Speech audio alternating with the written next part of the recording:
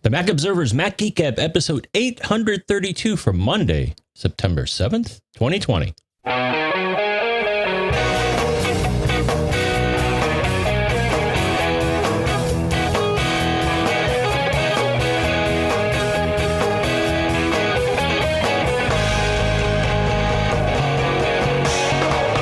Greetings, folks, and welcome to the Mac Observer's Mac Geek Gab, the show where we take your tips, your questions, your cool stuff found, we mash them all together, and we mix them together, we slice them, we dice them. It's like kind of like a cooking show, except with tech tips. I'm not sure how the two relate, but you are. That's why you're watching. Or listening. Mostly you're listening. Some of you are watching. It's all happening. It's all fine. The goal is that each of us leaves here after having learned at least 5 new things each and every week. Sponsors for this episode include Linode.com/MGG, ExpressVPN.com/MGG, and PDFPen from SmileSoftware.com/podcast. We'll talk more about each of those URLs and what you'll find when you go there, what you'll hopefully find when you go there in a minute. For now, back here in Durham, New Hampshire, I'm Dave Hamilton.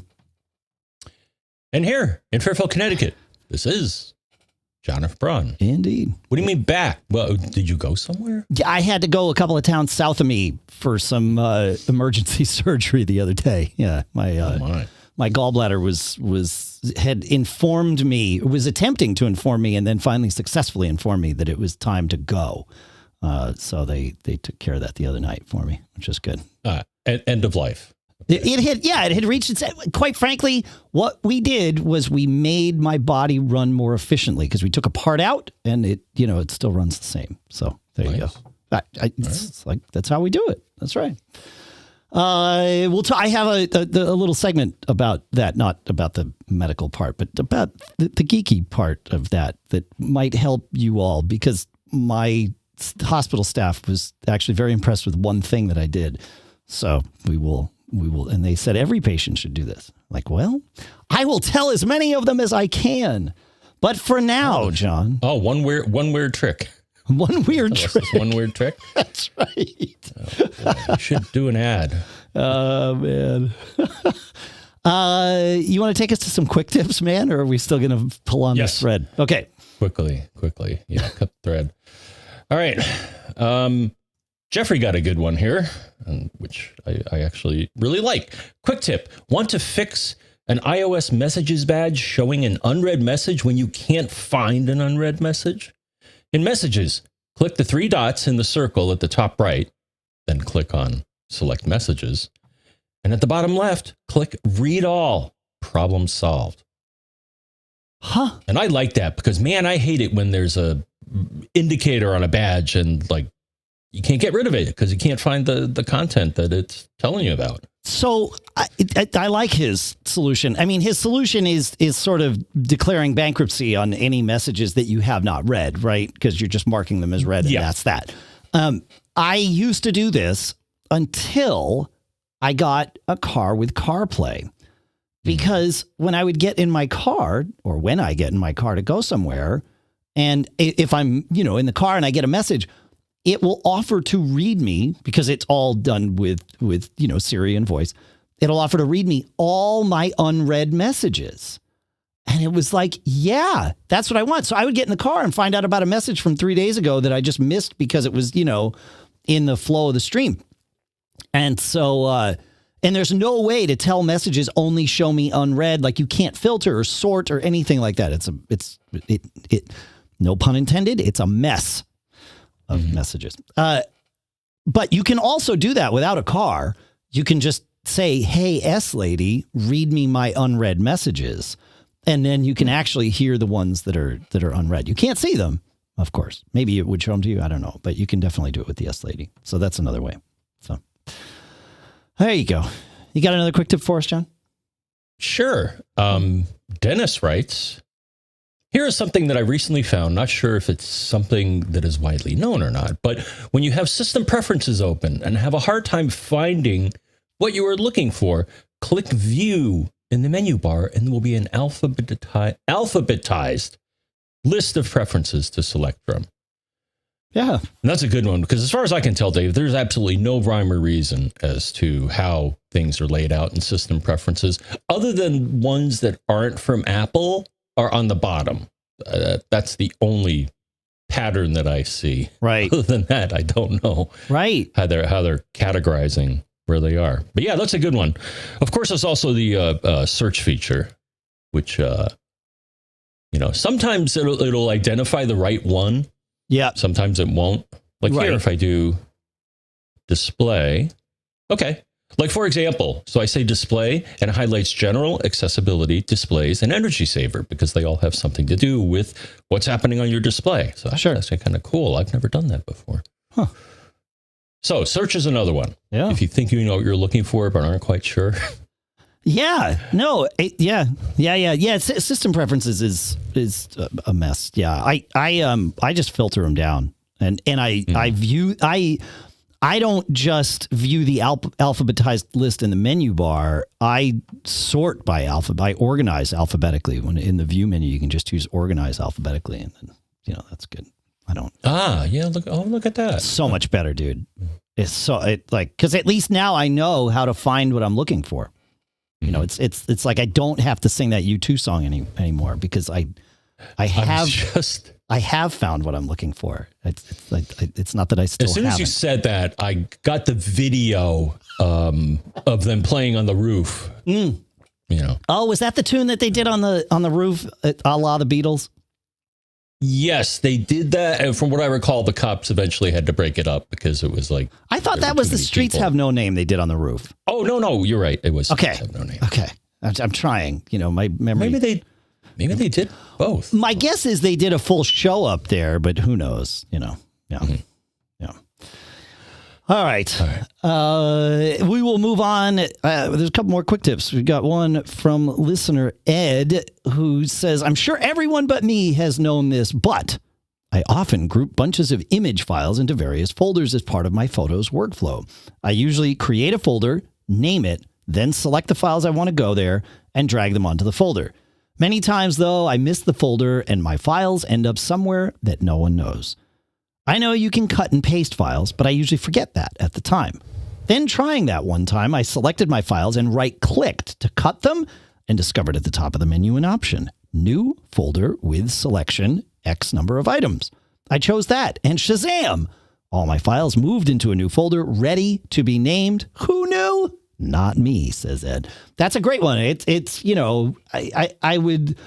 suppose I can say I knew that. My fingers don't know it, though. That's not one that I would do things the way Ed initially described. If you said, hey, go put these in a new folder, I wouldn't think select them, right click, new folder, but you can. And there you go. So, yeah, it's good.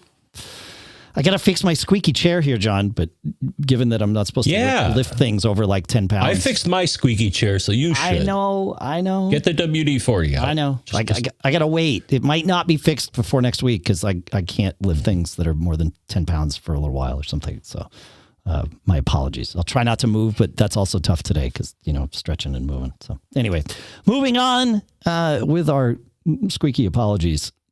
Scott says, rather than spending money for Microsoft Office, I've been using Apple's Pages and Numbers. Both are very capable programs without their counterparts' complexity. He says, but one program I've been very impressed with is Keynote. Having never used Keynote, there was a very short learning curve. I was able to put together a graphics-heavy 18-slide half-hour presentation in just a few short hours. But the absolute best thing about Keynote is the ability to use an iPad as a remote.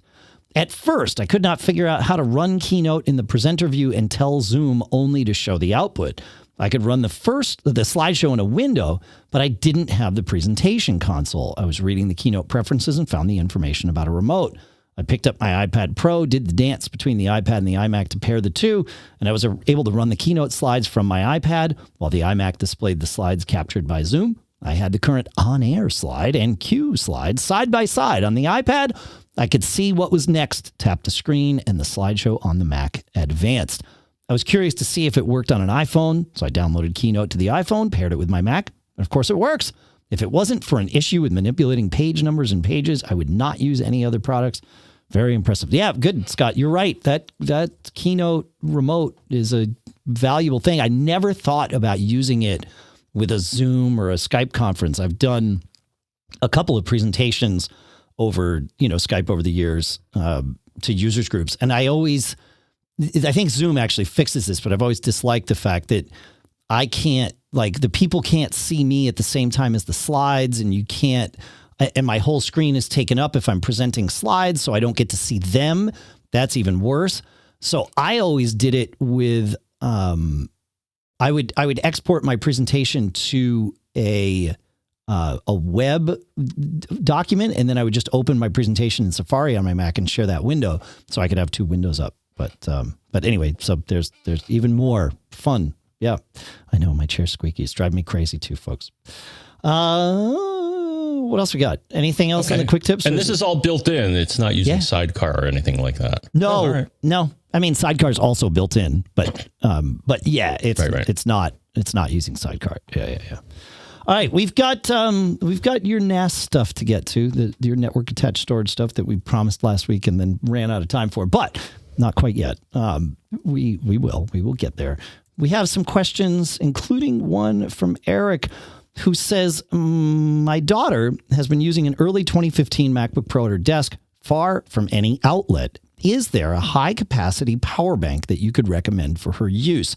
And how would I connect to MagSafe too? The higher capacity and more bells and whistles, the better. All right.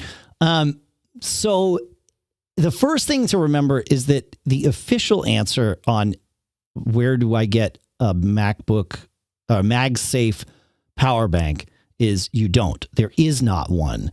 The only people who can make MagSafe connectors are Apple, and Apple doesn't make a battery pack, and Apple doesn't sell their connectors to third parties to use in their products. That said, there's a couple that we found. The sort of the most brand name one is the HyperJuice from Hyper Technologies, which is related or part of Sanho. So we will put a link to that one. It's the HyperJuice MagSafe MacBook battery, and it's got a little adapter that plugs in, and you're good to go. I'm not quite sure how they get away with it, but it doesn't really matter. It works, right? There's another one from a company called Lenmar called the Chug Plug, John. And what's cool about the Chug Plug is that it doesn't require... I used one of these years ago where I had to hack together my own MagSafe and they gave me all the parts, and they said strip the wires or snip the cord, strip the wires, put our little adapter in the middle of your MagSafe power thing, and then you plug either the power in or the battery. And I mean, that's great. It worked, but it was very much a, I'm doing this myself kind of deal. Well, the Lenmar Chug Plug you do yourself, but there's no chopping and stripping, and you don't have to be an electrician to feel comfortable doing this, because what theirs does is it sits in line. You know how your MagSafe adapter you can either put the plug on the end, or you can put a cable with a plug on the end, right? And you get both from Apple, and it's removable also, so you can use it in different countries or whatever. Well, theirs fits onto that adapter. It essentially squeezes itself in the middle. So you're plugging your transformer and the adapter, with the MagSafe into it. My guess is that makes it less efficient because you're giving it power to transform, and there's probably some lost in heat during the translation. But they say that it'll give you, 4 hours of runtime or something like that. So I just like the idea. The other day when I prepped the show, it was available for sale. Today, I'm looking while we're doing the show. It's not. So your mileage will vary. Mine has, but it is a cool design to go take a look at. And then I found one more, John, called Bat Power. This is the one that I knew sort of the least about, but it sure seems to do this and is available for $170 or something like that. So again, your mileage will vary, but I'll put the link in the show notes. Do you know anything about any of these, John? The only thing I know about is that on my prior machine, I was able to purchase what looked like an Apple charger. Okay. It had the same form factor and all that, but it wasn't from Apple. Oh, interesting. It was from a third party, but it did have a MagSafe connector. My prior machine had a MagSafe connector. Yeah. So I don't know how they faked it out. And I'm trying to remember, I think the name of the company, it was the Chinese name. Sure. Or Asian. But it came up as the manufacturer instead of Apple. If you look in system info in the power section. And I was like, wow, how'd they pull that off? But it was like half of what I'd have to pay Apple for one at the time. And it seemed to work okay. Ran a little hot, though. That was a warning I saw. So this wasn't a battery. Online. This was just an AC adapter. This was a MagSafe charger. Got it. Yeah. But if they can make the charger, then they could have made a battery adapter. I see what you're saying. Yeah. Huh. Weird, man. Weird. Thankfully, we are out of that world with newer laptops because USB-C and chargers are good to go because it's just USB-C. Power delivery, all that great stuff. Just make sure you are getting a charger a battery pack that can do enough for power delivery to charge a laptop. I have one from LifeProof, and it does enough to do like an iPad, but it will not do enough to do a laptop. So, and it gets weird. Like the laptop starts to charge and stops to charge and starts to charge. It's this back and forth thing. So, so just, check the specs on it before you pack it in your Go bag, which maybe we'll talk about in a little bit. But yeah, there you go. You want to take us to Bill, John? Oh boy. Yeah. This is Bill says, our mail preferences signatures are no longer editable after upgrading to Catalina. I mentioned this once to an Apple support person while on a call on a different topic, and he had nothing to offer. I was hoping possibly you guys or someone in your audience might have an answer. My account has 102 signatures from before the upgrade to Catalina. Apparently, Mail.app makes the preferences window auto-size to fit content, but with 102 signatures, it makes the preferences window so tall that all of the controls at the bottom are off-screen and cannot be used. On top of that, there's no scroll bar for the signatures, and none of them are visible. This description probably makes no sense, so I've included a partial screenshot. Which you did. Yeah, but that makes sense, though. I mean, I can envision that. If you can't scroll, then you can't see the bottom of the list. And that, Apple did not account for 102 signatures. Well, I think they could. No, but they didn't. I think there's another problem, though. Because if you look at this, he shows the window and it only shows one signature, but the window for it is very huge because it shows you a preview. Normally what you should see is you click on one of the signatures and it shows you a preview. Yeah. And it also shows you as when I tried to figure this one out, there's also an edit signature button that you should be seeing, but he's not because it's not rendering something properly. Is what I think happened here. So, So how do you fix this? Well, first you got to. I think first you got to know where the signatures is. Okay. So I think that one of them got corrupted, and it's rendering in a weird way, and it's covering up everything else. So how do you recover from this? Well, one way is you could go to a backup. You have a backup, right? Okay, yeah. And maybe restore your old signatures. Now, where are the signatures located? Well, they're in Home, Library, Mail, V7, Mail Data, Signatures. Now, the V7 may be different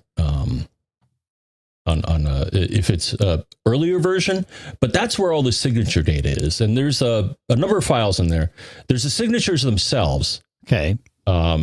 And they have a .mail signature at the end of them. And then there are a couple of plist files that basically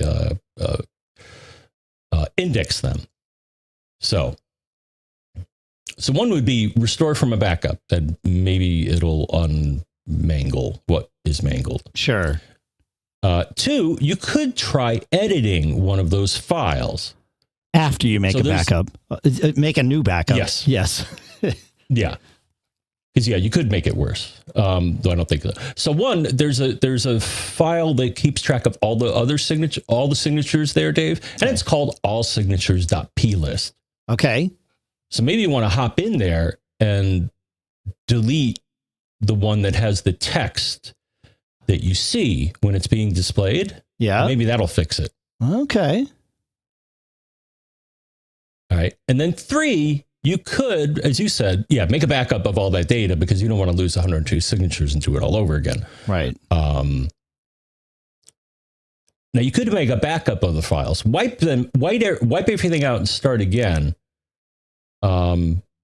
And just paste in your signatures again. Now, the unfortunate thing, Dave, is that if you open one of these files, it's not plain text. It's actually stylized HTML. So you can't just cut and paste what's in the file if you're going to recreate them within Mail. Right. Like it has, left bracket, BR, right bracket for a line break or something like that. So that's how that data in that file is formed. Interesting. But I would try. But I think my second suggestion, maybe the best way to do this, is whack the one that's consuming your screen. Yeah. Delete that one. Yeah, I agree. Yeah, that's really weird. Yeah, interesting. Yeah, because you're right. It should be showing the list, and then there's something not right. Yeah, I agree. Yeah, just take it out. Yep. And to edit plist files, I would use BBEdit. What would you use to edit a plist file, John? By default, if you have Xcode installed, it'll use Xcode, which has a decent plist file viewer. Yeah. So I think that's what I have it set for. Okay. BBEdit is also good, or you could even use TextEdit. I mean, it's just a text file. Again, stylized. But with BBEdit, I think BBEdit also arranges it in a nicer way. It's been so long since I've used anything else that I don't know, to be perfectly honest. It's what I have my plist set to open in, and it just opens and I'm good to go. So, but yeah. Cool. All right. Let's go to Andrew here, and let's see, where am I? I need to get all my stuff together, John. Andrew, and he has a question about contacts. He says, any suggestion for a replacement for Apple's Contacts app on Mac and maybe even iOS? I've always had issues with keeping contacts separate and straight, and it isn't very responsive. Pretty disappointing for Apple to have software like that. I feel like it's been more of that within the last 10 years, et cetera, et cetera. No, you're right. So to answer your question flat out, Busy Contacts would be the thing that I would recommend. If you want a replacement for Apple's Contacts, Busy Contacts is definitely it's from the same people that brought us BusyCal. It's at busymac.com, but Busy Contacts is where I would go for that. That said, the contacts database is very much intertwined into all parts of the OS. So even if you're using a different app to view and perhaps even manage your contacts, if there's something slow about the way your Mac is dealing with contacts, you're still going to have that problem because of the built-in contacts database, how it's tied to Mail and all these other things. So I've dealt with this too. And what I've realized as of late is that it was anytime I would go to edit a contact or something, I would just see my CPU spike, even on a Mac with, 4 cores or 8 cores or whatever. It's just crazy. And I found, I think it was actually one of you who suggested that turning off extra servers, CalDAV servers, like a Google contact server, and only having the, iCloud contacts in there would help this. And it did immensely. I'm not sure what Contacts is trying to do when it's doing a bunch of duplicate detection and conflict resolution or something anytime you make any change and, conflating these two databases together, but it's inefficient about it, or at least it was on my machine. So if you're having that problem, I recommend taking a look at what you have in there and pare it down to the bare minimum. Now, you may need to have, your work contacts, which might be a Google or Exchange alongside your iCloud contacts. But if you can pull those out of your contacts, and when I say pull that out of your contacts, I mean pull it out of like system preferences, internet accounts is where those seem to be. That's where you would have those. If you can pull it out of there and maybe only put it into something like Busy Contacts, that would be helpful. And there are other apps too, other third-party apps. Busy Contacts is the one that comes to mind because it's sort of the one that I have on that side. So there you go. I don't know. What do you think about that, John? Yeah. And hey, a bonus. It's part of Setup. Oh, very nice. I like it. So yeah, that's pretty recent. But okay. Yeah, I was looking the other day. Yeah, I think I was scratching my head over this question. I'm like, oh, Busy Contacts. And cool. I think, yeah, when I searched for it on the internet, the first thing that came up, I was like, hey, guess what's part of Setup now? Busy Contacts. Nice. Is Busy Cal part of Setup too? Yes. Oh, very nice. Yeah, they both show up in the that's great. In their browser. Yeah, well, Busy Mac software, or at least the products of Busy Mac software were sold to I can't remember his last name, Fahad, who has been making the To-Do app, 2DO, for a long time, and now he's making and maintaining Busy Contacts and Busy Cal. So maybe he's he obviously runs his business his own way, and he chose to partner with Setup on these. I think that's great. Cool. All right. Yeah. It does remind me, though, that I'm looking at my contacts, Dave, and I got to clean up my act here. Yeah. The thing is, I have a lot of duplicates, I think, because at one point, contacts could integrate with, I think, LinkedIn and Facebook. Yes. So, and I think what happened is once they ditched that, the leftovers are still in your contacts. Okay. So I don't know if I want to merge or, yeah, I'm going to have to go through it. But I see, like right here, I'm looking and I have 2 Adam Christiansens. Right. There really only is one Adam Christiansen. Yes, from what I hear. The truth of the matter. That's right. Yeah, so do I want to merge them or... Yeah. I found just deleting the Facebook and LinkedIn, things like, I know it's not using them anymore, but deleting them actually helped. It started to begin that cleanup process. So, All right. While we're on the iCloud thing, one more general question, then we'll get to some of the more specific stuff we prepared for this show. But while we're on it, Terry writes, says, I was having a problem with my iMac suddenly not loading pages in Safari. Long story short, and after much troubleshooting, I decided to nuke and pave the 2017 iMac. That done, I now have lost all my calendars, past and future scheduled events. I know the calendars across devices are syncing, as when I add a new event, it shows up on my Mac, iPhone, and in the iCloud calendar. I see in iCloud preferences, I can restore an archived calendar from iCloud. Is this the path I should take to get my past events populated on my devices? So that sucks. Yes, the iCloud restore, if you can do it, absolutely, that's the path to take. If that fails, and if you have a backup, especially if you have a Time Machine backup, Time Machine makes this super easy. You can restore your calendars from that too. If you don't have a Time Machine backup, but you have a clone or something, the home library calendars folder is where all that stuff is.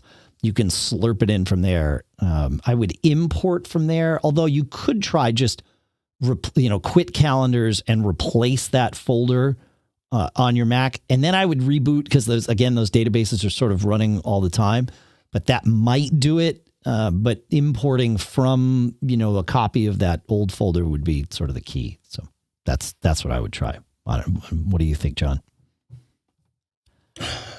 Sounds good to me. Yeah. This is one part I like about BusyCal is it'll let you make backups on a regular basis. In fact, I think I have I know I'm kind of obsessive about it, but my calendars matter to me. And I think I have my BusyCal on one of my Macs set to back up my calendars every hour and to save 100 backups. So, and then I've got another Mac backing up every day, saving 100 backups. So I've got, 100 days worth of calendar changes, and that's saved my bacon sometimes. So it's good. It's good. All right. We have, we're going to talk about, because even though I was in like serious pain leaving the house early Wednesday morning, I had the thought to bring something with me, because every family member that I've known that's been in the hospital recently, John, has said, but, after they're there for like 5 hours, you get a text, there's the text trail of happening amongst the family, like keeping everybody up to date. And invariably it'll be person in hospital, phone battery died. And so, we need to call, here's how to call, his or her room number or whatever. And I did not want to be in that position. And so I grabbed my Geeky Go Bag, and in a minute, we're going to talk about all the things that I had at the ready in my Geeky Go Bag, which really paid off. Right now, though, John, what I want to do is I want to talk about our sponsors for this episode, if that's okay by you. Outstanding. All right. When you use the bathroom, you always close the door behind you, right? You don't want some random passersby looking in on you. So why would you let people look in on you when you go online? Using the internet without a VPN and ExpressVPN is like going to the bathroom and not closing the door. Did you know that your ISP, like Comcast or Verizon, can know in fact, not just can know, knows every single website you visit because you're going through them? And what's worse is they can sell that information. They do sell that information to ad companies and tech giants who then use your data to target you. And using a VPN, using ExpressVPN, puts a stop to this. Because when you connect to ExpressVPN, your Mac, your iPhone, your iPad connects by creating a secure encrypted tunnel between your device and the internet. So even if you're like sniffing traffic on your local network, you can't see what's happening because all you see is that there's this tunnel to ExpressVPN, but you can't see the contents of the tunnel. And you can bet when I was in the hospital this past week, connect to the hospital Wi-Fi, the first thing I did was I made sure I connected to ExpressVPN because I wanted to make sure that my traffic was mine and that I could get to the things I wanted to get to without being redirected by, whatever the network administrators at the hospital may or may not have decided was in my best interest. I had my best network interests at heart. They had my best health interests at heart. I used ExpressVPN to create that secure tunnel. And the best part is using ExpressVPN is as easy as closing the bathroom door. You just fire up the app, you press connect, and you're done. Super easy on all my devices. So if you're like me and you believe that your online activity is your business, you can secure yourself by visiting expressvpn.com/MGG today. Use our exclusive link, expressvpn.com/MGG, and you can get an extra 3 months for free. That's right. expressvpn.com/MGG, and our thanks to ExpressVPN for sponsoring this episode. We're all using PDFs these days, right? I mean, we always have, but I feel like we're using them even more now. And sometimes you want to do some tweaks to those PDFs. So if you're looking for that powerful PDF editing tool for your Mac, your iPhone, your iPad, PDFPen is where you want to stop because that's going to be the tool that you want to use. It's the tool I use, whether you're on the road or at your desk. If you need those advanced editing features, sure, it'll let you sign and fill out forms. That's great. But it'll also let you correct typos in your PDF. Even cooler, you can redact sensitive info, right? Because if you're able to correct typos, you can then do redactions. But they've built the redactions feature in. I needed to send some tax forms off, but I didn't want to put my social security number all over this stuff. They already have my social security number. They can look things up, but presumably they're storing that securely. I don't know what they're doing with these PDFs that I'm sending them. So I went into PDFPen. I chose the find and redact feature. I typed in my social security number. I said find and redact, and then, click the do it to the all of them button, and boom, it did all of them. And then I did it for my wife's number because that's also in there, and boom, everything was great. So yeah. And then on top of that, document compression, you can do annotations, you can password protect your documents, and you can even sync with email, Dropbox, and iCloud. all comes standard in the software. PDFPen Pro takes it even further and allows you to add permissions. You can turn websites into PDFs and even integrates with DocuSign to send or sign documents easily and securely. So go check it out. Go to smilesoftware.com/podcast. That's where you're going to kind of start your journey there to get the versions that are right for you. They'll ask you where you heard about it. Of course, you know where that is. But check it out, smilesoftware.com/podcast. And our thanks to PDFPen for sponsoring this episode. You're a geek and you're at home. Chances are you're going to be doing some geeky projects. Chances are one of those geeky projects is going to require you to set something up on a server. Well, look no further than Linode at linode.com/MGG, where you get a $20 credit to start up your server. And yes, you can start a server for less than that $20. In fact, you can start a server for just $5 at Linode. So you can do the math and actually get, several months, even 4 months, because that's how math works. So check it out, linode.com/MGG. And if you're, a super geek and you like using the terminal and you want to set up your server that way, by all means, set it up, log in, do whatever you want to do. But if you just want to get the server up and running, or you don't like the terminal at all, you don't have to worry about it, because Linode's Cloud Manager has this user interface where you go in and you choose what you want to do, what kind of server, WordPress, VPN server, and you just choose it and it sets it up for you and tells you how to log in. So this is the way to do it. Plus, everything there is on native SSD storage, so you know that the server is going to be responsive. Check it out, linode.com/MGG for your $20 credit, and our thanks to Linode for sponsoring this episode. All right. So, John, my Geeky Go Bag was like, even though I was in pain, I actually wound up going in an ambulance because I couldn't fathom the thought of sitting in a car seat. It was weird the way it presented with like back pain and stuff. Anyway, even with all that, I thought I need to bring a charger with me, like a phone battery and a phone charger. And then I just said to Lisa, I said, can you get me my backpack that I use when I travel? Because that had everything I needed in it. In fact, it turned out it had even more. I threw my laptop in it too, because I didn't know how long I'd be there. But I also knew if I was going to the ER, I was probably going to be spending a lot of time sort of sitting and waiting while we figured things out. And I also presumed correctly that eventually this painful episode would subside. And it did within a few hours, which was good. And then we still sorted it out. But so the things that were in my Geeky Go Bag that paid off hugely were the first two things were the two batteries, right? I have more than two batteries in my Geeky Go Bag, but I have a battery just to charge my phone. It's a 10,000 milliamp hour. Actually both my batteries, it turns out, are Anker batteries, but it's just a small little one. And of course, a lightning cable, a long lightning to USB cable. But this is just automatically in there because I use it on airplanes. The other battery is Anker's 24,000 milliamp hour, can charge my laptop battery. So I had, way more than I needed. And of course I also had AC adapters for both my laptop and my thing. But the best part was I didn't have to think much about this. It was just like, get me that bag. I mean, I was more polite about it. I think I was more polite about it. I might not have been. Hopefully it was, please get me that bag. And I threw my laptop in it and that was that. The other thing that totally paid off, and like I said, my nurses would come in, they're like, you look so comfortable, you're basking here. And I also had I keep one of those inflatable pillows to use, like a neck pillow to use on the airplanes.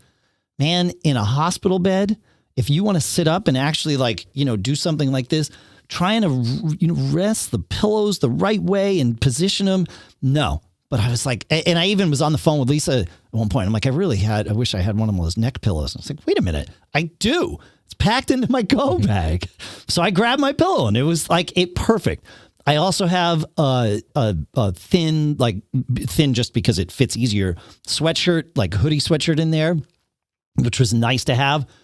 Protein bars are nice to have, even though I wasn't allowed to eat all day. I didn't break the rules, but having them, lip balm, of course, hand sanitizer these days, and extra masks. I wound up going to the hospital in a KN95 mask, and surprisingly, they let me keep that. Not surprisingly, their policy is that doesn't matter what mask you arrive in, they will give you a surgical mask, and that's that. But they saw my KN95 and they're like, actually, that's better than what we're going to give you, so you're allowed to keep that. And so those are the things that I have in my Geeky Go bag. I don't that you know, I didn't use all of them. I didn't eat the protein bars because I didn't want to break the rules. But which was good because I needed surgery and it was good that my stomach was empty and all that stuff. But anything I missed, John, that you would put in your Geeky Go bag? Headphones. Yeah, what you have. Oh, okay. What you have here is pretty close to what I keep in my computer bag. Yeah. That I bring with me to trade shows and stuff like that. Yeah. So I have some of the same things. So one, so I like the MyCharge. MyCharge makes one that does Qi and also has USB. I think 10 watts or so it runs. So, but I like that one. And I use it pretty much every day at home.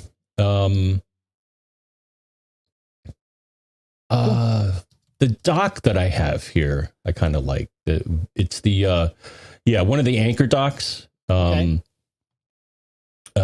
call it the Direct 7-in-2 USB-C adapter. It has an SD slot. The reason I like the SD slot is because another thing that I put in my bag is my, what I'll call travel zoom camera, Dave. Sure. Right now what I have is a Coolpix S9700. It has 30 times optical zoom, which is pretty crazy. Okay. I don't know, what's the final thing? Oh, maybe a flash drive. Oh, nice. Yeah, I got one recently that I popped open and I kind of, so I have one on my keychain, and actually here's a tip. I have a text file on it that says, "If found, please return to me."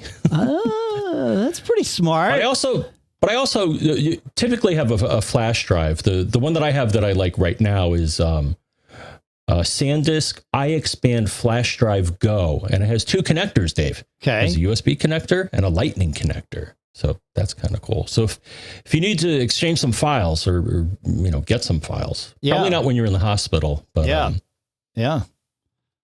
Huh. But yeah, good. Oh, and water bottle. That's almost obvious, especially when you're on the show floor. You want to keep hydrated when you're trucking around. Yeah, I didn't bring a water bottle with me, which I mean, usually I throw one in like as I'm leaving the house. It turned out that was good too, because I couldn't eat or drink anything all day. But it kept me hydrated because it's a hospital. They know what to do. they have ways of making sure such things happen. But yeah, that neck pillow. Every nurse I saw was like, I want every patient to have one of these. I'm like, yeah, I'm glad I have mine. So nice. Yeah, it was good. It's a good list. It's a good list. Yeah. Yeah. So if you have thoughts for your Geeky Go bag that we didn't mention here, send them to us. feedback@macgeekgab.com. I'm pretty sure I heard you right, Dave. You said feedback@macgeekgab.com. I'm glad the audio is working for you because it's feedback@macgeekgab.com. That's right. Yeah, it wasn't for a while. That's weird. It's not that weird. We're using mimoLive to do the show. And last week, for the first time, I was able to use the new version of mimoLive 5.8 that allows me to customize the audio mix that I send back to John. Previously, it would just send John the main mix minus him. But what that meant was I couldn't control John's level in the main mix the way I like to. Because if I mixed it here, then John would get himself back because Mimo wouldn't know that John needed to be taken out of that mix. Well, now you can make it as complex as you want. By default, it's still the old way, which is best. But now, John, I can tweak everything. And clearly, you weren't hearing the audio when I did the sponsor spots, so I must have something not routed exactly right, and that's okay. Because that's just how it's going to go, I guess. There you go. Yeah. It's still weird. I'm still trying to figure that out, but I don't want to mess with it while we're doing the show because right. That's not so good. But I really like the new mimoLive 5.8. So, and I appreciate them adding that feature for us that we asked for. So it's good. Yep. Okay. So, here we go, Dave. I'm excited about this one. Good. Curtis. Oh, it's kind of good news, bad news. Yeah. So the good news came from Curtis. And he says, I was an eero early adopter. I had the original model. While listening to Mac Geek Gab 831, I remembered seeing an option to temporarily pause 5 gigahertz in the troubleshooting section of the iOS app. When I returned home, I looked for it, and yes, it was there. And when I looked, Dave, yes, it's there. So that's the good news, is that you do not have to be a pro installer. So you don't even have to call support. You have the option to turn this off. If you go to troubleshooting and then click on the My Device Won't Connect to My Network button, you're going to see a new button on the bottom of the screen that says temporarily pause 5 gigahertz. Oh. And it works. That's the good news. Okay. So I did that, Dave. So I found it in the Eero app. And if you look, now you should see it in your Eero app as well. Yeah. Yeah. And I think so what it does is it turns it off for 10 minutes. Okay. And sure enough, I did it, and Dabuki came up and said, hey, you're on 802 NG. Right. Right. Okay. So it's saying, hey, you're on and then I looked with iStumbler, and all of the 5 gigahertz radios were gone. They were just 2.4.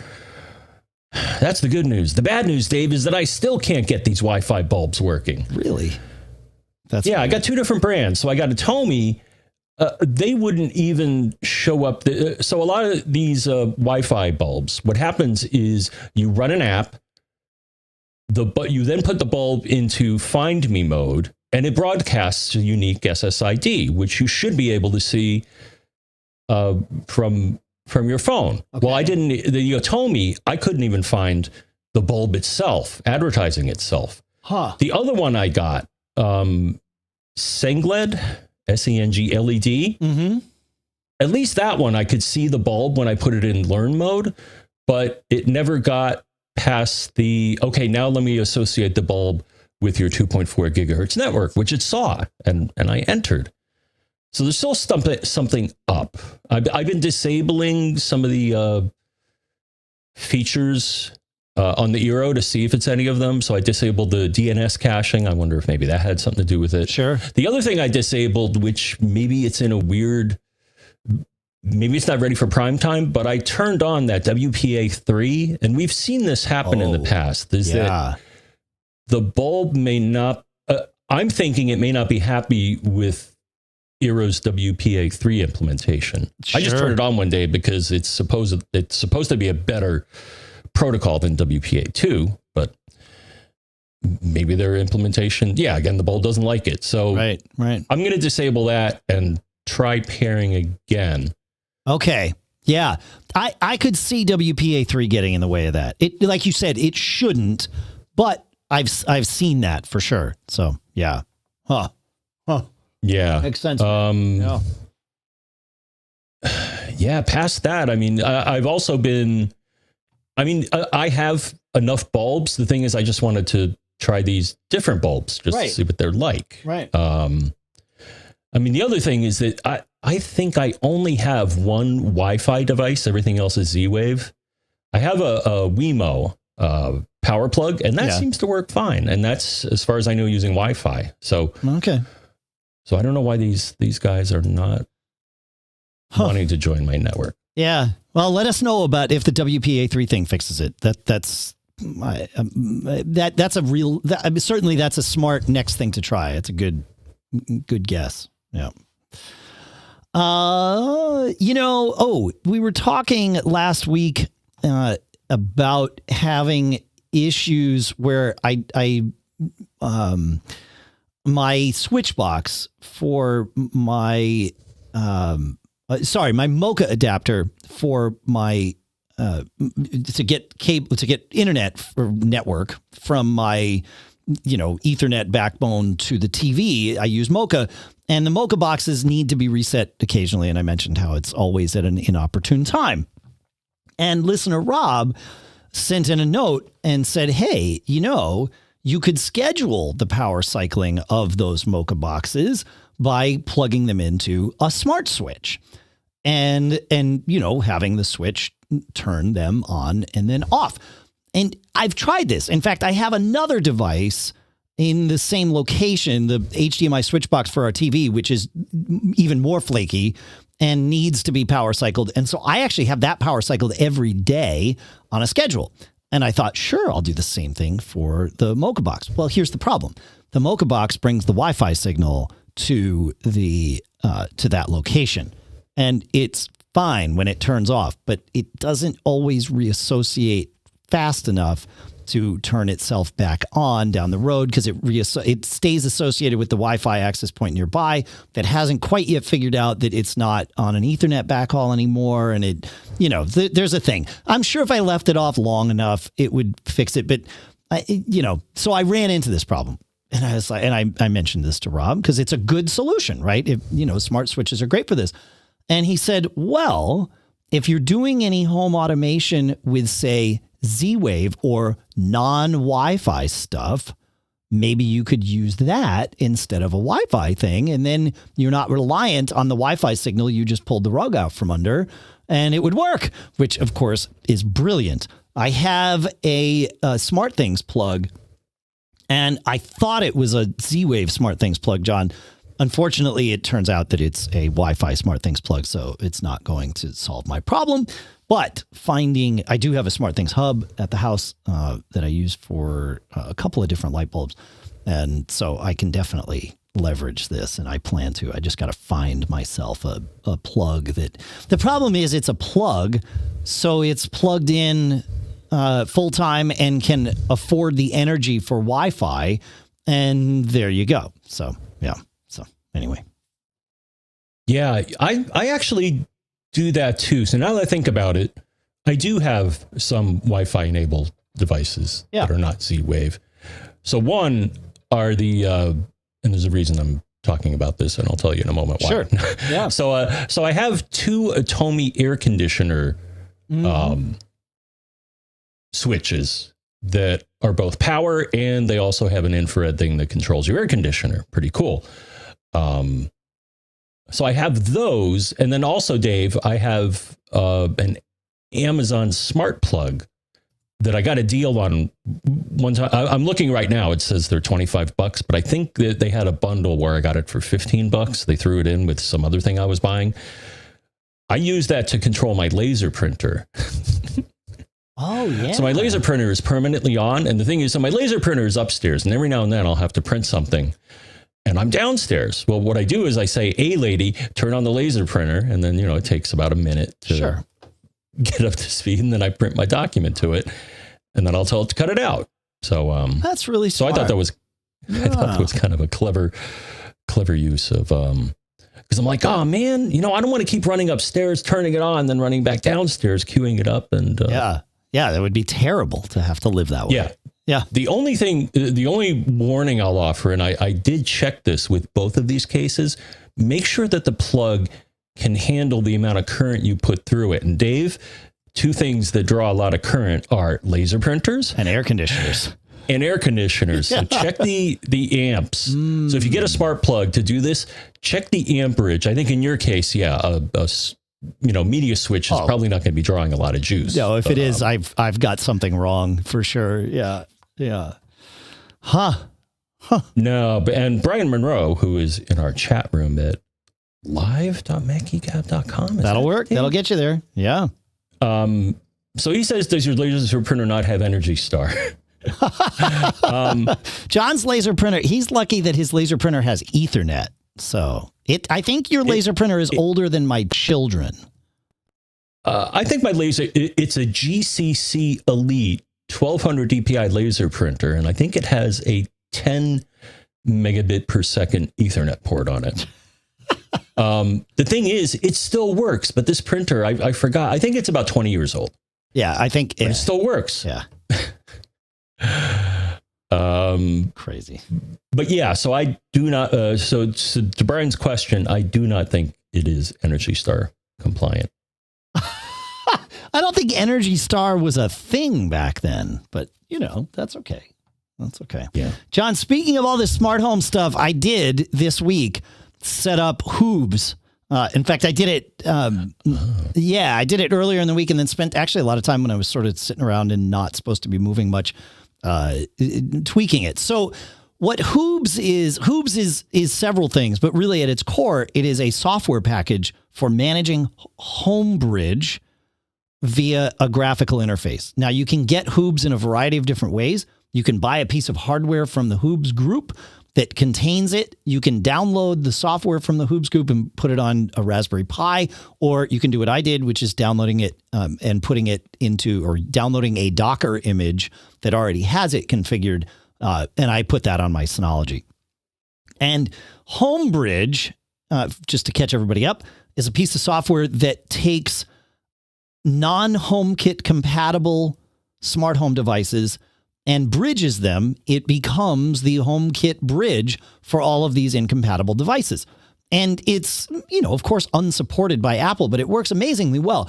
The biggest problem with Homebridge, which I had run previously, is the way I was running it. It was all managed from essentially a command line and config files, which is sort of a difficult thing to address when it's living inside a Docker container. So Docker being a piece of software that it's kind of like virtualization software, but in a very limited scope. But essentially it spins up a little Linux instance and runs Homebridge, but getting inside it is weird. So messing with these config files and one little change, and then you have to read a log file to see if the system's even running.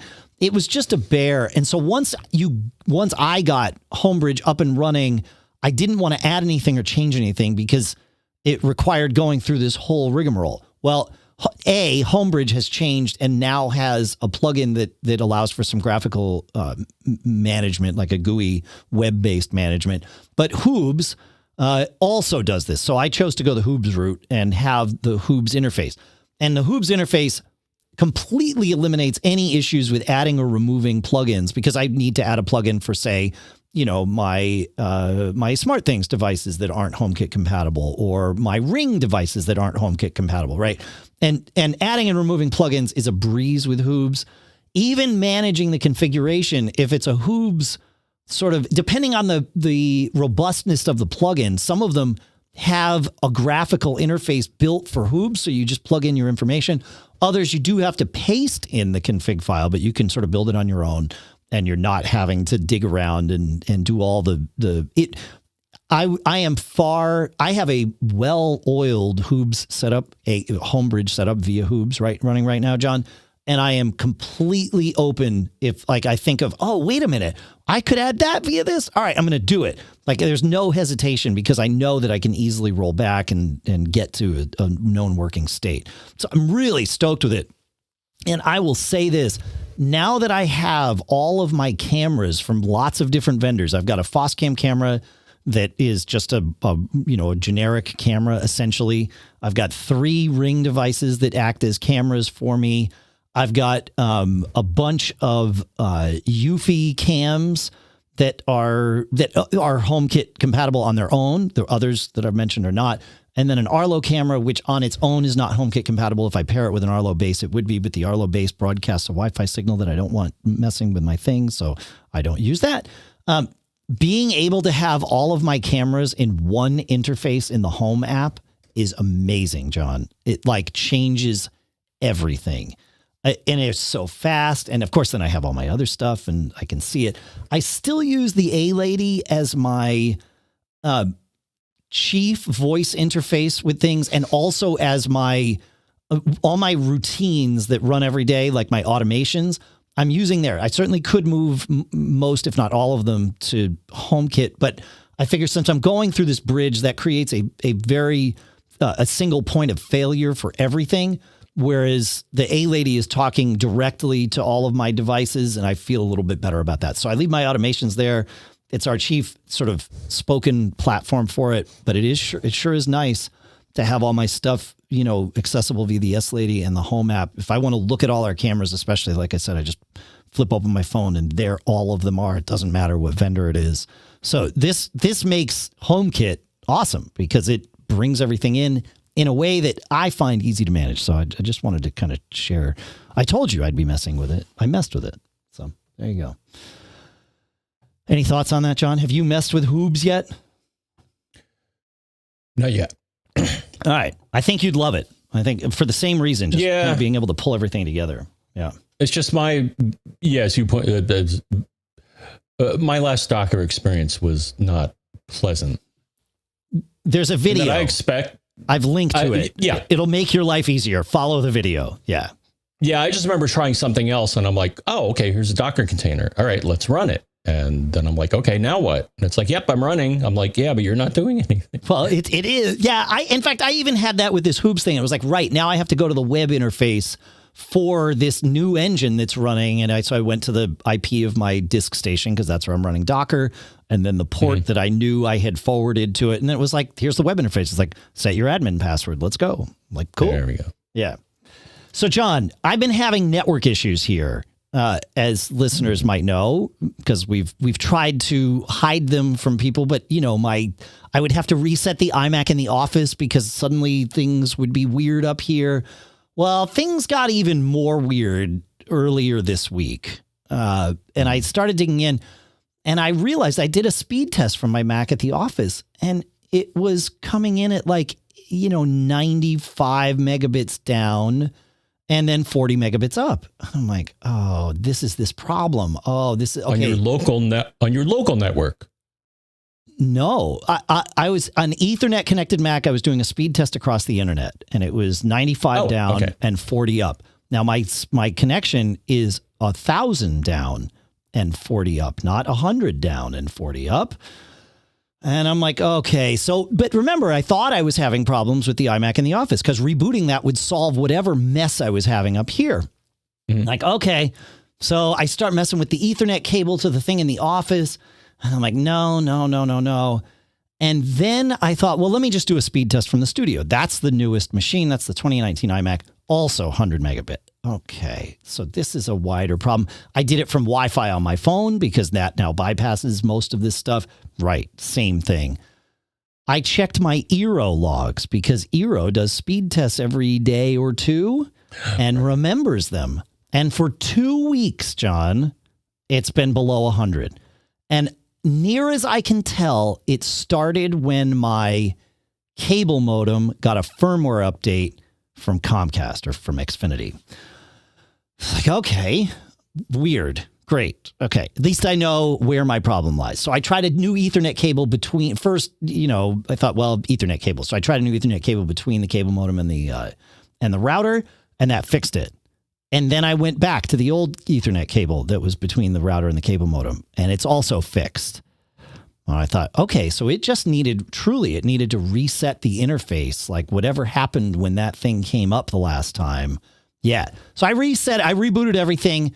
Okay, now I'm getting, problem number one solved.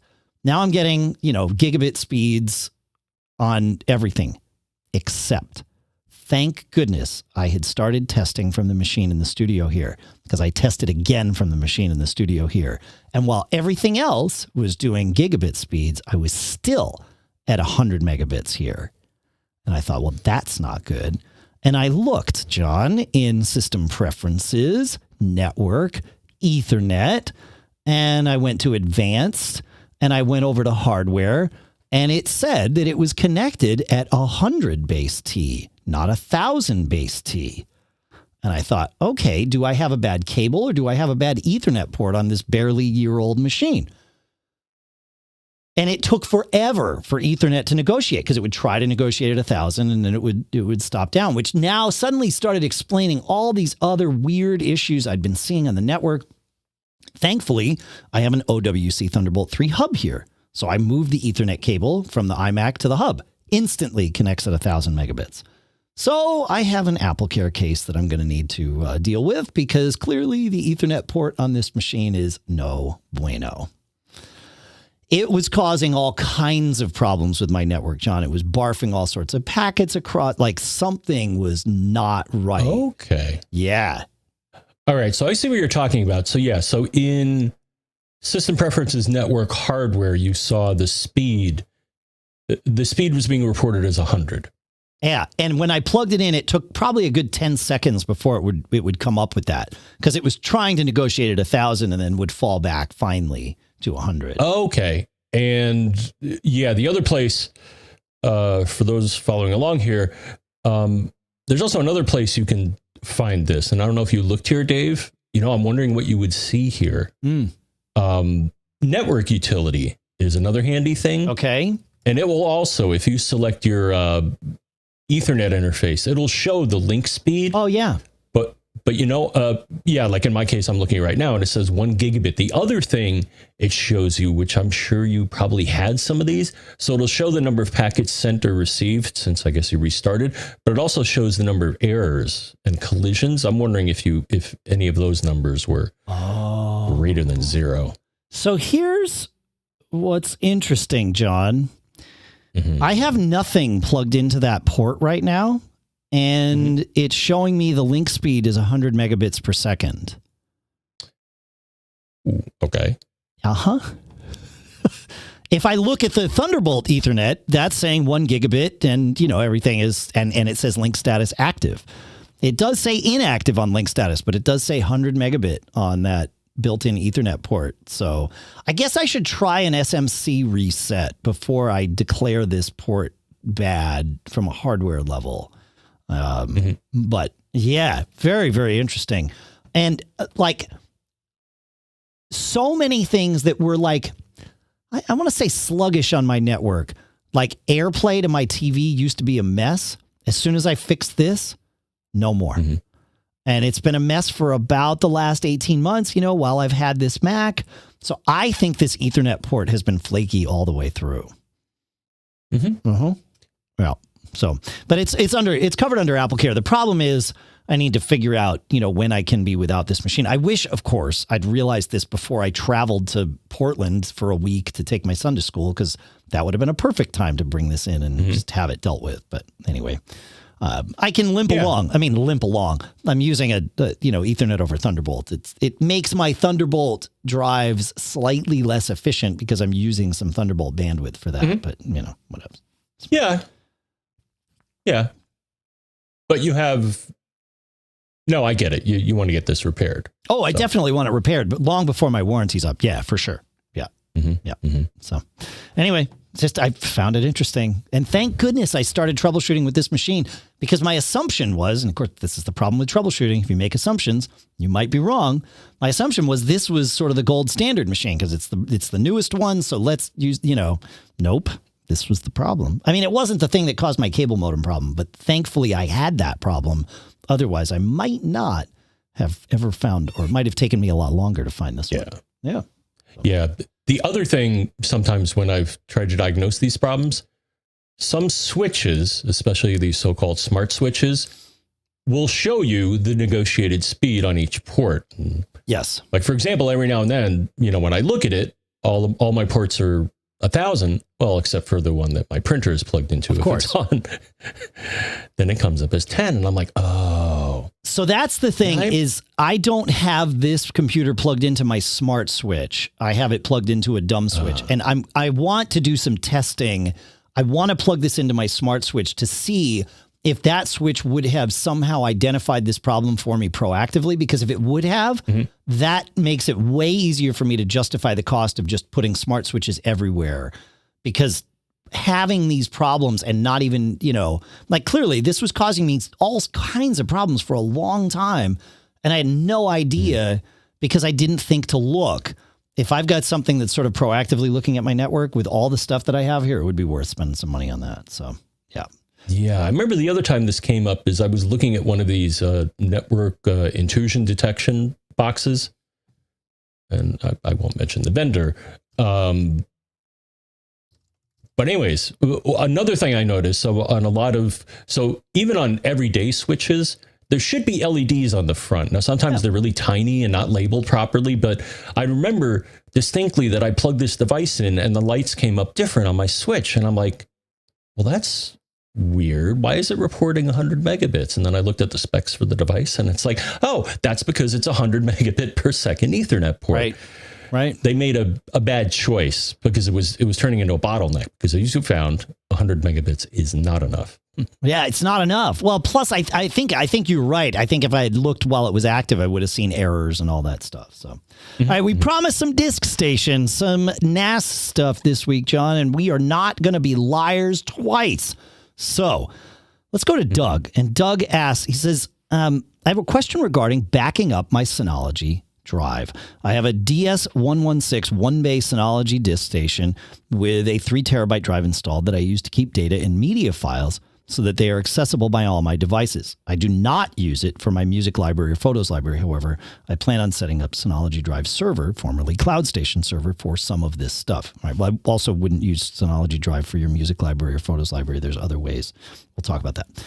It says, I have a 3 terabyte external drive that I will use to physically connect to the Synology and keep connected in order to back up the contents of the DiskStation. It seems that I can either use Hyper Backup or USB copy to back up my Synology. My question is, which method do you recommend I use and why? And do I need to or can I format the external drive before connecting it to the DiskStation? All right. Yeah, it's a good question. I use Hyper Backup here to back up my DiskStation only because I have an extra DiskStation. I'm fortunate, I know. And that's where I store my backups. So I use Hyper Backup Server on the extra DiskStation. I use Hyper Backup, and the two talk to each other, and it's great. If I didn't have that though, and I was doing it to just an external drive that like you're talking about here, which is probably a more common solution, I'd really strongly consider using USB copy, because that way my backups would be readable on something other than a Synology DiskStation. And that would be important if I didn't have a spare Synology DiskStation here, right? So yeah, I would definitely look at I would do the USB copy thing. And yes, you can format it on your Mac. I believe, in fact, I'm certain that your Synology will read and write to an HFS Plus volume. So you really could format it HFS Plus on your Mac and then connect that. And I see no reason why USB copy wouldn't work that way. So I think actually that's probably the best way for most of us to be backing up our DiskStations. John, I know you have a spare DiskStation too, so you probably have gone my route, but maybe not. Well, yeah, that's what I'm doing. So I distribute my data between the two so that they have about the same percentage of space for you. Like one, I have my video files on, another one I'll have my music on. So just to spread things out. But yeah, what I do is, so if you're fortunate enough to have more than one NAS, what I do is I have Hyper Backup back up the data on one of mine to the Hyper Backup vault on the other, and then the same thing, but in the other direction. Vice versa. Got it. Okay. So they're back. Now, the nice thing is that Hyper Backup gives you more than just a straight copy. For example, it can do versioning and all that. So you may want to consider Hyper Backup if versioning is important to you. That makes sense. That's a really good point. Yeah. Cool. Yeah. The one thing I found with that, though, Dave, is that if you are going to use the Synology, I had a problem recently where I was fiddling with one of their other packages, their virtual machine manager, which on certain Synologies, you can run a virtual machine. Not the best performance just because of the class of processor I have in these, but it works. But it also requires you to make a change to your networking, especially if you have a bonded connection. You have to enable this thing called Open vSwitch. And apparently I made the change about a month ago because I was looking at the logs. Here's another tip. Look at the logs for your backups. And I noticed that they haven't been happening for about a month. And I'm like, oh, what did I do about a month? Oh. So I basically disabled that Open vSwitch feature, and then all of a sudden the backup resumed. Hey, that's good. Oh, another, I'll follow on to your other tip, John. I put a monthly event on my calendar to check my backups. And I don't check the backups of every machine every month, but I kind of rotate my tour. Like, okay, is this one doing okay? And checking the Synology and checking this, just something to make it top of mind so that I don't forget. So another good little tip. Listener, and go ahead. Actually schedule. So here's another thing. Another nice thing about Hyper Backup is it has a feature called check backup integrity. I think I actually, I think I have a monthly event scheduled. When you create a hyper backup job, you can say, okay, run this every day, every week, every month. But there's also a setting, hey, you want me to run an integrity check? And I think I do that monthly. So if there's anything wrong with the backup, you'll hear about it. Yeah, that's good. Yeah. While we're on the subject of backups, listener Mike asks, can you point me to a good resource about using Time Machine with my Synology? I've seen some reasonable instructions, but they want me to use a Time Machine user. I'd like to use this for several household computers and users, all of which already have user accounts in the Synology system, e.g. for Drive and the like. Can they use their current user accounts for Time Machine on the Synology? All the tutorials assume one user for Time Machine on the Synology. So here's why you can. Yes, when you set up a shared folder or shared volume on Time Machine, on Synology, you can mark it as a volume that Time Machine can point to. The reason all the instructions that you find point to or instruct you to have a separate user is because Time Machine does not manage storage, in that Time Machine will use all the storage it can see. And you don't, if you've got, a Synology DiskStation with terabytes and terabytes of storage, you don't want Time Machine just filling all that up. You want to be able to put some boundaries on it. You want to be able to put some quotas on it. And you can use user accounts to have quotas for specific volumes. So if you have a Time Machine backup volume, you can point, Time Machine iMac Office to that volume and say, okay, only give it, 1 terabyte worth. And then from there, Time Machine only sees 1 terabyte and it will do its expiration and recycling and all that stuff within that little box. You can with BTRFS now on Synologies, you can set volume specific quotas that are for all users. This makes life way easier for 2 reasons. Number one, like Mike asks, you can use, and Mike found this too, Mike, you can use the same user account that you'd use for Drive and everything else for your Time Machine backups, but you're backing up to a volume that has a quota. I highly recommend using a separate volume, separate shared folder for each Time Machine backup. And the reason is, if your Time Machine backup gets corrupted, deleting the Time Machine backup from across the network can literally take days.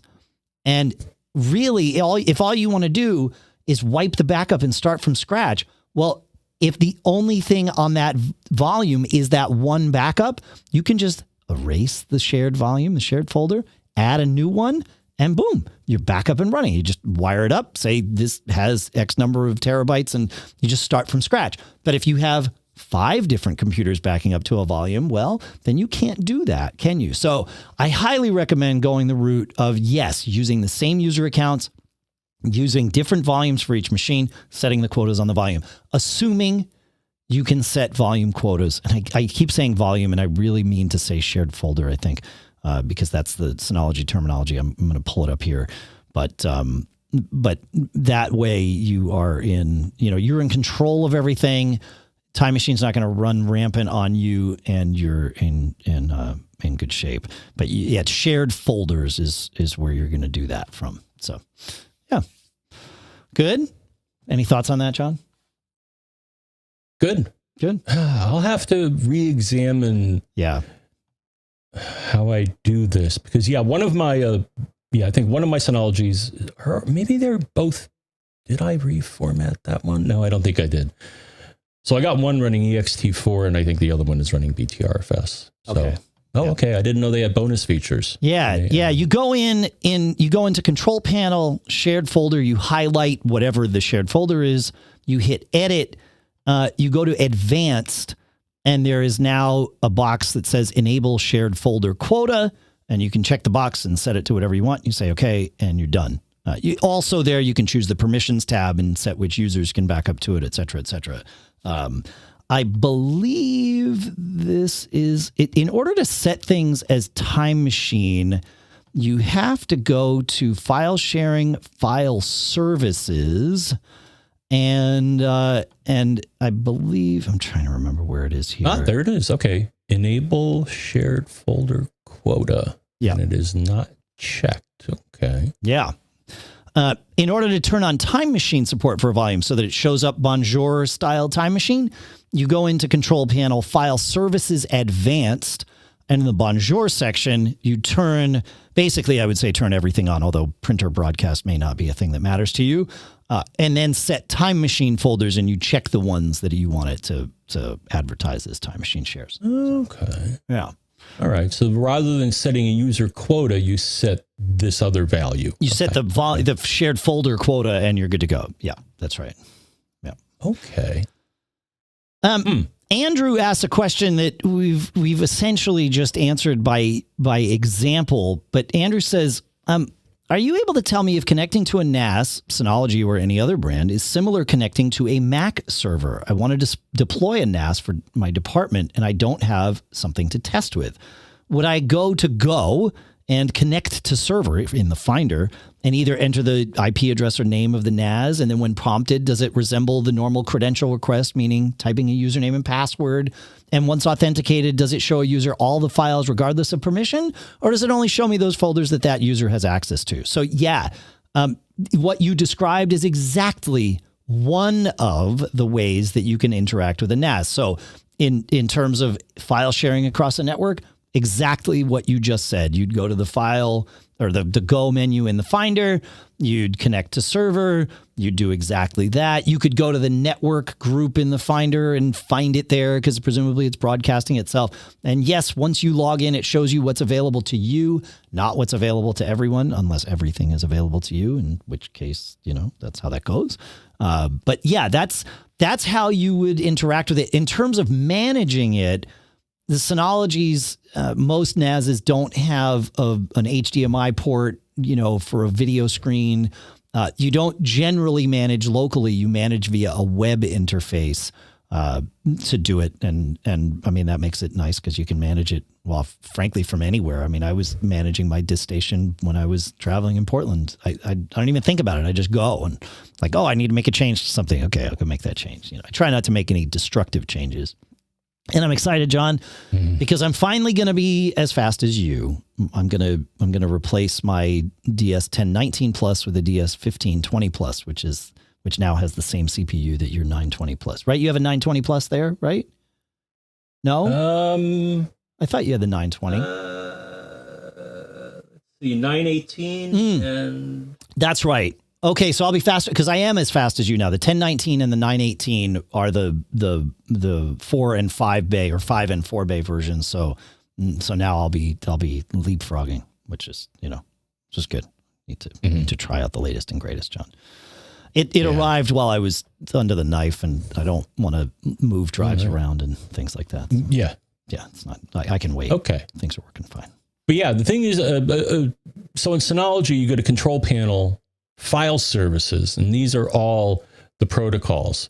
So you can choose SMB, AFP, NFS for people that even know what that means.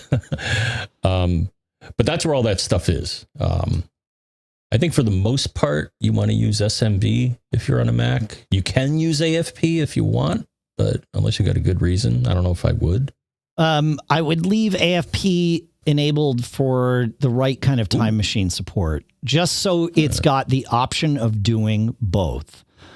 Your Mac will default for file services. It will default to connecting over SMB unless there's some specific reason for it not to, because that's the default when even two Macs connect to each other now. But AFP would, I leave it enabled. I've found it's better to have it than not.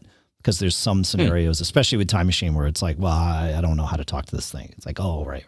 Yeah, okay. Gotcha. Sure. Yep. So cool. We've got one last question here, and it came in from listener John. And listener John asks, he says, I think I already know what you're going to say, but it helps to know what I'm contemplating. He's had a Drobo 5N. First, he had a Drobo FS. He has a Drobo 5N. It does everything that it needs. I'm paraphrasing and speeding things up here because I know we're running out of time, but I want to make sure we get this. He says his Drobo recently had a problem where it was reporting that every new drive he put in it failed, and he needs to, and so he did a paid Drobo support call. They realized this was the problem, and they sent him a Drobo 5N as a loaner so that he could put his data in that and get his data off of it. But he says, obviously, he can't keep the loaner forever. So the question is, move to the Drobo 5N2 or buy a new, a new brand, go with something like a Synology. He uses Plex on it. He uses file sharing. He uses, backing up with Time Machine. So the question is, which way to go?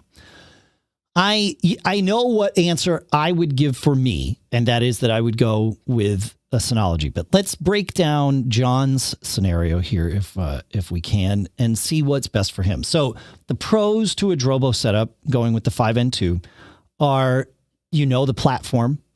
You're comfortable with how it works. You have not yet wanted more than it can deliver functionality-wise. And it's, it's been fine for you. Mostly fine. The cons are, the big one is what you're experiencing here, that it is a closed system. There is zero chance of reading your data on anything other than another Drobo device, which is why they had to send you this loaner. With Synology, the easiest way to read your data is another Synology device, but it's not the only way. You can mount those drives in a Linux volume. It uses standard, I think it's LVM is what it uses. So it uses standard sort of multi-drive array stuff that can be leveraged most of the time. I mean, if you've got encryption, that starts to make it a little bit weird, but otherwise, it mountable. The Drobo in the con list, it is feature constrained, meaning that what you're doing with it is almost the limit of what you can do. There's a couple other things you can add, but by and large, the amount of packages and expansion features available are pretty limited, but you're not finding that to be a problem thus far. So, okay. And we don't know about the future of Drobo. The 5N2 is the most recent consumer-focused NAS they've delivered, and it's 3+ years old now. Yes, it's a pandemic, but as we just casually mentioned, Synology just rolled out a whole line of things this year. So flipping over the pros to Synology, they are releasing new products. It's a much more complete platform. It's a more open platform for most of the things that you would put in there. The cons to Synology are that the UX is unknown to you. It's not terribly difficult, but it is somewhat confusing, especially when you realize you can do 6 things 14 different ways, So it's there's a learning curve there, complex at times. But otherwise, that's about it. Like that's the list of cons that I can come up with for it is that. So, going with a 5-bay unit, like what you've got there, even more powerful, the DS1520 that I just mentioned would be the one that I would recommend. Although if you can find a DS, 1019 plus, that's another 5-bay unit. That way, you can kind of use the same types of drives, et cetera, that, it's plenty fast. I mean, that's what I'm currently running, and it's fine. John's running the same CPU. It's totally fine for him. In fact, it's more than fine. I constantly have 3 people streaming movies from one DiskStation, and I don't even notice unless I look in PlexAmp, and it's like, oh, hey, look, that's cool. So, yeah, it's not a problem. So, I don't know. Those are my thoughts, John. Got anything to add before we get out of here? What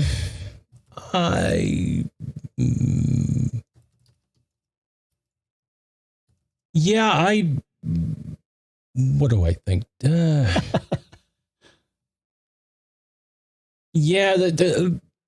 I looked at their page and they did release an 8 something, but the 5 I think is so I think they've released some newer products, but yeah, not consumer focused. Okay. That was sort of my thing, is like the 5 series was definitely for the, consumer prosumer, whereas that new 8, not new-ish 8 thing that they have is far more enterprise. Yeah. Yeah, I guess I'm with you on that. So yeah, they have some choices. And actually, yeah, I think you have one choice. One of the problems with Synology is they have almost too many choices. Yes. Though they do have, I think they have, I went the other day and I think they have a wizard where you say, okay, I want to do this, I want to do that, I want to do that. And they're like, oh, well, then you probably want this unit. Yes. But unless you get someone to hold your hand or, talk to one of their people, deciding on which one to get can be a chore. We you know what we should do, John, is we should come up with like the MGG resource page, because I often in my text expander snippets keep a comparison, like the URL, and it's amazing that Synology does this. When you go to compare different NASs at Synology, you check the box and you say compare, and it shows you the list. Thank goodness all of those NASs are encoded in the URL, so I can copy that URL and I can share it with any of you. Most of the time when one of you writes in and says, which one should I buy? My advice is the same. It doesn't necessarily change. I mean, I might show you the same list and then say, okay, for what you've said, you should lean towards this one versus that one. But it's almost always going to be the same 3 to 4 units that we're sort of picking between, and the other ones are kind of noise. We should publish that link somewhere so that at any point in time you can just go and find it. So we'll think about that. I have some ideas, but I don't want to get too far ahead of myself. But yeah, that would be good, because it when it's narrowed down to 3 or 4 of them, it's way easier to see. Oh, I see that. Synology should do this, by the way. They should have like, are you a home user? I think they do, but they don't. So. Yeah, there you go. So that's that. We didn't get to any of our cool stuff found today, but we didn't promise that we were going to get there. At least I don't remember promising that we were going to get there, John. And memory is the, that's the most important part, I think. So there you go. I'm bringing the band in, man. We made it. Right. I think we made it. I don't know. Mm-hmm. You made it. I know. I'm proud of this. Man, recovery from laparoscopic surgery is amazing. How quickly things come together. It's the marvel of modern medicine, my friend. We are very fortunate here. I am very fortunate that these things can just happen. Like, not a big deal. Yeah. I mean, it is a big deal. Hope it didn't break the bank. I have no doubt we have hit our very large. We keep we keep a really high deductible plan. We always have. It's basically catastrophic like this. So it's I treat my health insurance as insurance, right? It's bankruptcy protection. So this will protect me from bankruptcy. But I think our deductible for the family is like, I don't know, 10 or 11 grand or something like that. And we rarely even get close to that in a calendar year. I'm just glad that we have. Throughout the day Wednesday, I thought, I wonder at what point today I will soar past our deductible and this all becomes negligible cost. And so I'm happy that we have 4 months left in the calendar year to think about any other like tests or procedures or things that we might have been putting off, because now's the time. So yes. All righty. But yeah, I have no doubt it broke the bank, but that's the price of health. It's crazy that anyway, I won't get started on any of that. I'm fortunate that we can make it through. So it's good. It is good. Yeah. That's what we got. Thanks for sending in all your questions, folks. Thanks to all of our premium contributors. We've gone way over our normal time today, so again, I'm going to just push that to next week. But thank you. You make a huge difference here at macgeekgab.com/premium. Doesn't hurt with the medical bills, but really, it makes a difference with everything that we do. So if you're interested in that, check it out. But everything you do, sending in your questions, visiting our sponsors, whether or not you buy from them is between you and them, but visiting our sponsors, that really helps us. Like I said, sending in your questions, your tips, listening to the show. Really, that's the best thing you can do. Share the show. That's my request of you this week. Find a friend that you think would like this. Share it. Share it with your friends on Facebook or Twitter or whatever. Say, hey, here's a podcast I like to listen to. Share it. That would make it does make a huge difference for us. So just share it. That's all I got. You got anything else before we get out of here, Mr. Braun? Nope. Okay. Well, that's going to do it. Please make sure to check out the sponsors that we mentioned in the show. That's expressvpn.com/MGG. Smilesoftware.com/podcast, Linode.com/MGG. Of course, our ongoing sponsors, eero.com/MGG, barebones.com, Otherworld Computing at maxsales.com. It's all good. Very, very lucky. Sunsoil.com/MGG. That's been super helpful for me recovering here. I've been able to not take any painkillers or anything. It's great. Well, folks, I hope your week, this coming week, is less eventful than mine this past week was, but just as successful. And while you're out there, be careful, have fun, and John, especially to you, well, to all of us, don't get caught. Made on a Mac. Doesn't get any simpler than that.